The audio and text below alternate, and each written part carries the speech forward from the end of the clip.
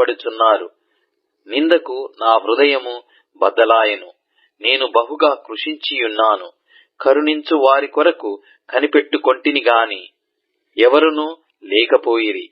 ఓదార్చు వారి కొరకు కనిపెట్టుకొంటిని గాని ఎవరునూ కానరారైరి. వారు చేదును నాకు ఆహారముగా పెట్టిరి. నాకు దప్పి అయినప్పుడు చిరకాను త్రాగనిచ్చిరి. వారి భోజనము వారికి ఉరిగా నుండునుగాక.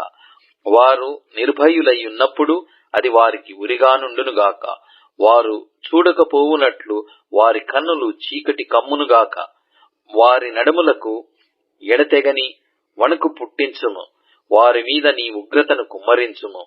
నీ కోపాగ్ని వారిని పట్టుకొనుగాక. వారి పాళెము పాడవునుగాక. వారి గుడారములలో ఎవడునూ ఉండకపోవునుగాక. నీవు మొత్తిన వానిని వారు తరుముచున్నారు. నీవు గాయపరిచిన వారి వేదనను వివరించుచున్నారు. దోషము మీద దోషము వారికి తగలనిమ్ము.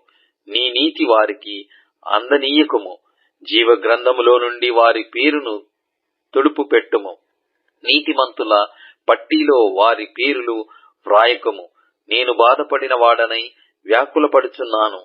దేవా, నీ రక్షణ నన్ను ఉద్ధరించునుగాక. కీర్తనలతో నేను దేవుని నామమును స్తుతించెదను. కృతజ్ఞతాస్తుతులతో నేనాయనను ఘనపరచెదను.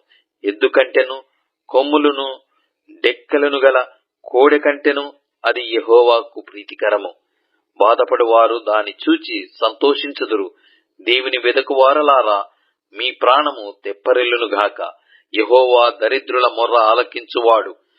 ఖైదులో నుంచబడిన తన వారిని ఆయన తృణీకరించువాడు కాడు. భూమి ఆకాశములు ఆయనను స్తుతించునుగాక. సముద్రములను వాటి యందు సంచరించు సమస్తమును ఆయనను స్తుతించునుగాక. దేవుడు సియోనును రక్షించును. ఆయన యూదా పట్టణములను కట్టించును. జనులు అక్కడ నివసించెదరు. అది వారి వశమగును.